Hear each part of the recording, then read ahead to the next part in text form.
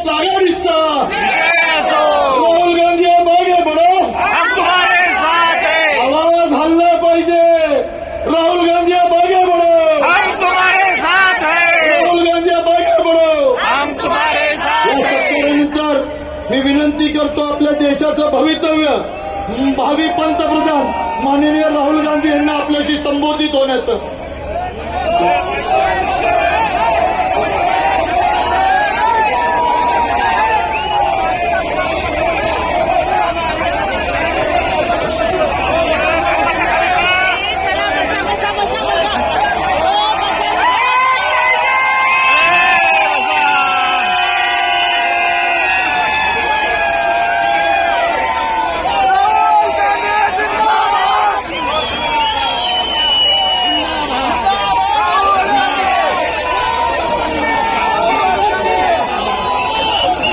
रमेश चेनिकाला जी, नाना पटोले जी, पालक साहब थोराट जी, पृथ्वीराज चौहान जी, विजय वडेट्टीवार जी, चंद्रकांत खंडोरे जी, रजनी पाटिल जी, विश्वजीत कदम जी, संग्राम टोपे जी, संजय जगताप जी, नसीम खान जी, हमारे कैंडिडेट रविंद्र भंगेकर जी, आ जाइए.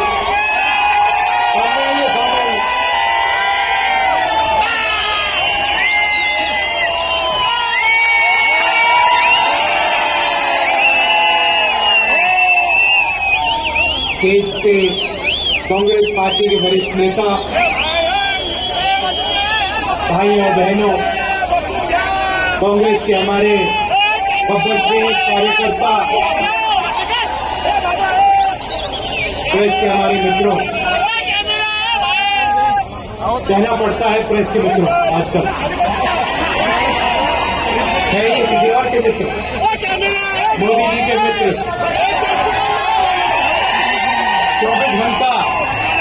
24 घंटा नरेंद्र मोदी जी का वीडियो दिखेगा और ऐसा लगता है कि आजकल के पत्रकार जो एंकर्स हैं सवाल पूछते हैं, लगता है कि ये बीजेपी के मतलब या तो कार्यकर्ता है या इनके पेरोल पे है. देखिए, लड़ाई संविधान को बचाने की है. एक तरफ Congress party, India alliance constitution को, संविधान को, लोकतंत्र को बचाने में लगी है. दूसरी तरफ नरेंद्र मोदी जी आरएसएस इस किताब को खत्म करना चाहते हैं. जो ये अम्बेडकर जी की देन है, जिसमें फूले जी की सोच है, महात्मा गांधी जी, जवाहरलाल नेहरू जी, जिन्होंने मिलकर हिंदुस्तान की जनता के साथ सालों लड़ाई कर ये इस देश को दिया, इसको नरेंद्र मोदी बीजेपी बदलना चाहते हैं, खत्म करना चाहते हैं. इसी से हिंदुस्तान के गरीब लोगों को, किसानों को, पिछड़ों को, दलितों, आदिवासियों को, माइनॉरिटीज को, गरीब जनरल कास्ट को अधिकार मिलता है. इसके बिना आप कहीं के नहीं रहोगे. जो भी आपके पास है सारा उन्हीं 22-25 लोगों के हाथ में चला जाएगा. मनरेगा बना, भोजन का अधिकार, जमीन अधिग्रहण बिल, हरी क्रांति, सफेद क्रांति, बैंक नेशनलाइजेशन, ये सारे के सारे काम इस किताब ने आपको दिए हैं. और मैं आपको बता रहा हूं, जिस दिन ये गायब हो गई,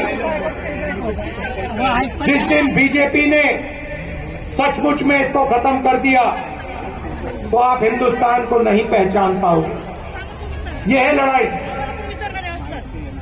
और मैं देश से कहना चाहता हूं कि जो अंबेडकर जी ने हमें दिया, महात्मा गांधी जी ने दिया, उसको हम कभी खत्म नहीं होने देंगे। सवाल नहीं उठता।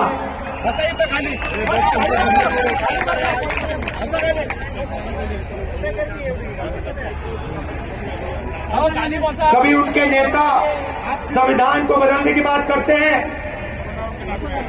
कभी कहते हैं कि आरक्षण खत्म कर देंगे। मोदी जी बस एक सवाल का जवाब दे दें। ये जो 50% का लिमिट आरक्षण पे लगा है, किसी भी भाषण पे वो कह दें कि 50% की लिमिट को वो हटा देंगे, कहीं भी जाके कह दें। हमने निर्णय लिया है चुनाव के बाद ये जो आर्टिफिशियल लिमिट लगा रखी है, जिससे करोड़ों लोगों को नुकसान हो रहा है, 50% रिजर्वेशन की लिमिट को हम तोड़ के हटा देंगे, बाहर फेंक देंगे इसको।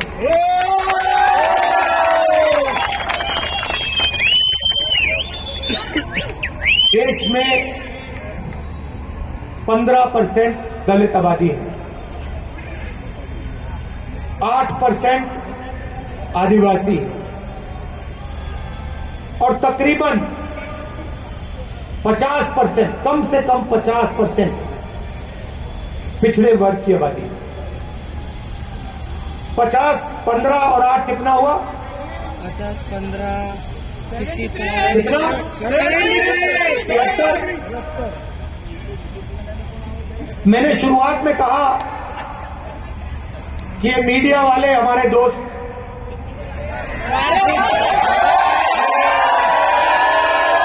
जनता सब जानती है, और इनकी गलती नहीं है। इनको इन पे लगाम लगा रखी है, ऊपर से अदानी जी ने बांध रखा है, छोड़ते नहीं है। ये मुस्कुरा रहे हमें तो सैलरी चाहिए, बच्चों को देखभाल करना है, बच्चों का देखभाल करना है, हमारी गलती नहीं है, मगर आपकी जिम्मेदारी बनती है, उस जिम्मेदारी को आप पूरा नहीं कर रहे हो। मगर पिछड़े दलित आदिवासियों की 73% आबादी है। ये बड़े बड़े मीडिया की कंपनी की लिस्ट निकालिए, उनके नाम देखिए, मालिकों के नाम देखिए, बड़े बड़े एंकर्स के नाम देखिए, बड़े बड़े पत्रकारों के नाम देखिए, आपको एक पिछड़ा नहीं दिखाई देगा, एक दलित नहीं दिखाई देगा, एक आदिवासी नहीं दिखाई देगा, एक गरीब कास्ट का जनरल, एक जनरल कास्ट का गरीब नहीं दिखाई देगा। इसीलिए ये कभी किसानों की बात नहीं करते, मजदूरों की बात नहीं करते, बेरोजगारी भागीदारी की बात नहीं करते। ये अंबानी जी की शादी दिखाते हैं आप लोगों को, दिखाते हैं, देखो देखो, किसी ने 10 करोड़ की घड़ी पहन रखी है, किसी ने 2 करोड़ का ड्रेस पहन रखा है, वो दिखाते हैं। मगर किसान भूखा मर रहा है, खेतों में पानी नहीं है, महंगाई बढ़ती जा रही है, इन बातों के बारे में कभी नहीं बताएंगे। ये आपके है ही नहीं, ये आपके है ही नहीं, ये अदानी के हैं। जो हिंदुस्तान के 22 सबसे अमीर लोग कहते हैं वो ये करते हैं। मुंबई का एयरपोर्ट उठा ले गए, सीबीआई ईडी का दबाव लगाया, अदानी जी को पकड़ा दिया, मीडिया ने कुछ नहीं कहा। Ports, airport, infrastructure, defence industry सारी की सारी उठा के ले गए, मीडिया कुछ नहीं कहती। मगर इनकी जिम्मेदारी बनती है। भ्रष्टाचार होता है, इलेक्टोरल बॉन्ड्स का हजारों करोड़ रुपए का भ्रष्टाचार होता है, हफ्तेबाजी होती है, आंखों के सामने मीडिया वाले एक शब्द नहीं बोलते। 15 लाख गायब झाले। उधर सुप्रीम कोर्ट कहता है कि इलेक्टोरल बॉन्ड स्कीम इलीगल है, भ्रष्टाचार हुआ इसमें। बंद कर दो इसको। आप जानते हो इलेक्ट्रल बॉन्ड स्कीम में क्या हो रहा था? हमने तारीखें मांगी, ये तारीख नहीं दे रहे थे। मोदी जी कहते हैं राजनीति को मैं साफ कर रहा हूं। अगर आप राजनीति को साफ कर रहे हैं तो सारे के सारे डोनर्स के नाम आपने छुपा के क्यों रखे हुए हैं? जब डोनर के नाम सामने आते हैं तो पता लगता है। एक दिन एक कंपनी को कॉन्ट्रैक्ट मिलता है हजारों करोड़ रुपए का, उसके एकदम बाद वो कंपनी बीजेपी को पैसा देती है। किसी और कंपनी पर सीबीआई केस खोलती है, वो कंपनी बीजेपी को हजारों करोड़ रुपए देती है, केस बंद हो जाता है। देश के सामने नरेंद्र मोदी भ्रष्टाचार कर रहे हैं, मीडिया कुछ नहीं कहती, आप कहेंगे। फिर 200 सबसे बड़ी कंपनियों की लिस्ट निकालिए, उनके नाम निकालिए, उनके बड़े सीनियर मैनेजमेंट में जो लोग हैं उनके नाम निकालिए। आपको एक पिछड़ा, एक दलित, एक आदिवासी, एक गरीब जनरल कास्ट का नहीं मिलेगा। 22 लोगों को नरेंद्र मोदी जी ने 16 लाख करोड़ रुपए कर्जा माफ करके दिया है। आप शेम कह रहे हो, मगर 16 लाख करोड़ रुपए कितना होता है जानते हो? आम आदमी नहीं समझ सकता, आप और हम नहीं समझ सकते 16 लाख करोड़ रुपया क्या होता है। मैं आपको बताता हूं। अगर आप, हमने किसानों का कर्जा माफ किया था जब यूपीए की सरकार थी। अगर आप किसानों का कर्जा माफ 24 बार 24 साल के लिए हर साल कर्जा माफ करोगे, उतना पैसा नरेंद्र मोदी ने 22 लोगों को दिया है। 24 साल का पैसा, 24 बार किसान का कर्जा माफ करो, उतना पैसा दे दिया इसने। हालात यह है कि 22 लोगों के पास उतना धन है जितना 70 करोड़ लोगों के पास है। 1% हिंदुस्तान के हाथ में 40% हिंदुस्तान का धन है। और किसी भी संस्था में आप देख लो, सरकार में देख लो, कॉर्पोरेट इंडिया में देख लो, मीडिया में देख लो, प्राइवेट अस्पतालों में देख लो, प्राइवेट कॉलेजेस यूनिवर्सिटी में देख लो, आपको एक पिछड़ा नहीं मिलेगा, एक दलित नहीं मिलेगा, एक आदिवासी नहीं मिलेगा। 90% आबादी है आपकी, आपकी कोई भागीदारी है ही नहीं। पिछड़ों की बात करनी है, दलित आदिवासी की बात करनी है, ढूंढना है उनको, मुंह करत रहा। मजदूरों की लिस्ट में जाके देखो उनको, जो मनरेगा करते हैं वहां जाके देखो, हलत रहा, फक्त मुंह करत रहा। का काम करते हैं वहां जाके देखो। 90% हिंदुस्तान या मनरेगा कर रहा है, या कॉन्ट्रैक्ट लेबर कर रहा है, या कहीं शर्त पे मजदूरी कर रहा है। और हिंदुस्तान की पावर स्ट्रक्चर में है ही नहीं, कहीं नहीं है। 650 हाईकोर्ट के जज हैं, आपकी आबादी 73% है, 650 में 100 भी नहीं है। 90 लोग हिंदुस्तान की सरकार को चलाते हैं, 90 IAS अफसर हैं, बजट को वो बांटते हैं। महाराष्ट्र को कितना पैसा मिलेगा, कर्नाटक कितना जाएगा, सड़कों में कितना जाएगा, डिफेंस में कितना जाएगा, शिक्षा स्वास्थ्य में कितना जाएगा, वो 90 लोग डिसाइड करते हैं। उनकी लिस्ट निकाली मैंने। चलो देखते हैं पिछड़े कितने हैं, दलित कितने हैं, आदिवासी कितने हैं। 90 में से 3 ओबीसी हैं, 3 दलित हैं, 1 आदिवासी है, और बैक ऑफिस में बैठा रखे हैं। आप ये मत सोचिए कि फाइनेंस मिनिस्ट्री में है, डिफेंस मिनिस्ट्री में है, बड़ी मिनिस्ट्री में नहीं, नहीं नहीं नहीं नहीं नहीं नहीं, नहीं।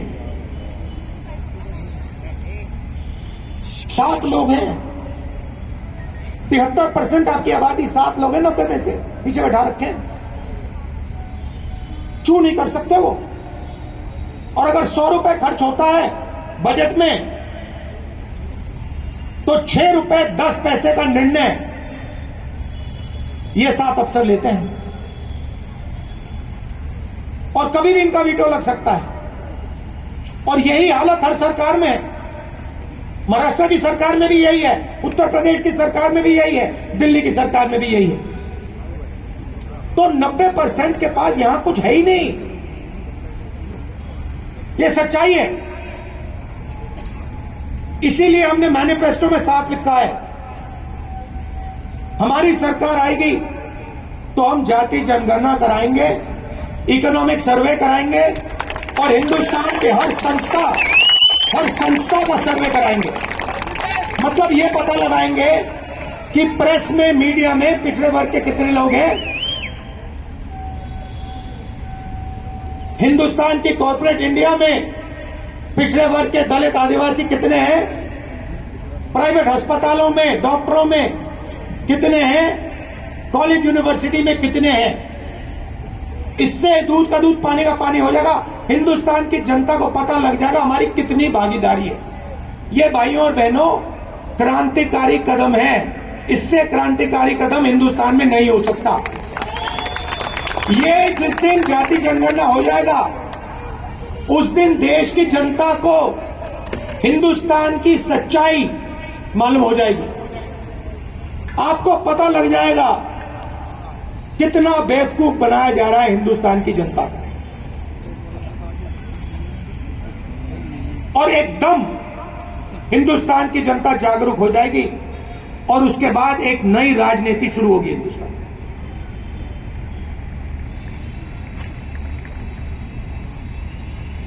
नरेंद्र मोदी, जिस दिन मैंने ये जाति जनगणना की बात की उससे पहले रोज नरेंद्र मोदी जी कहते मैं ओबीसी हूं,